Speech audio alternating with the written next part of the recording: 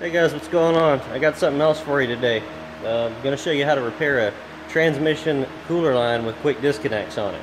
A lot of vehicles have gone over to these things these days. It's not just Chrysler or Jeep, it's not just Chevy that does them, it's pretty much everybody that does them now. So they've been around since, I guess the early 90s, maybe, yeah, the late 80s actually. So a lot of them are getting really old now and the lines are rotten. Sometimes the quick disconnects break when you take them apart, so just thought I'd show you real quick how to repair them.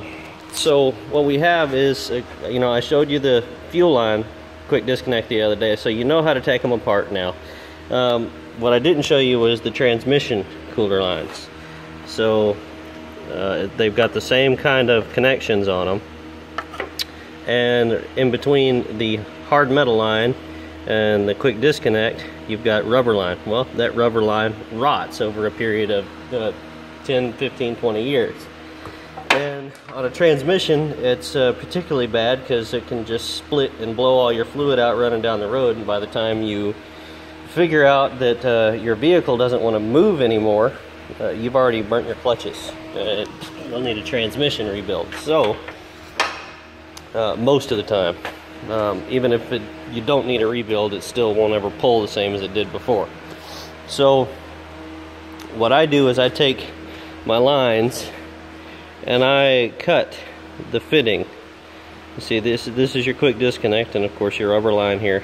I cut diagonally across, and you can use either a small like air grinder and a cutoff wheel, or like me, I use my Matco body saw. And just carefully cut. You just want to cut through to where you start seeing the rubber through the cut and down all the way along it.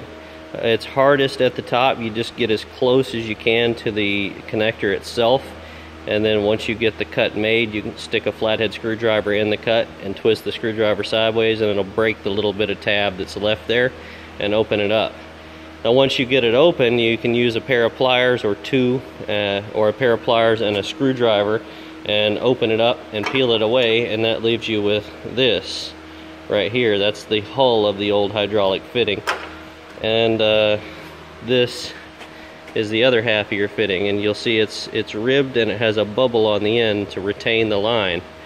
Now all you've got to do then is take you some brand new 3/8 transmission cooler line, slide it up on there, and use a couple of clamps about this size, 1/4 inch clamps. And I strongly advise against just using one. You always want to use at least two, because it is kind of a high line pressure area, and you really don't want to blow it off. So use 2 clamps, put your new line on. It works the same on both ends.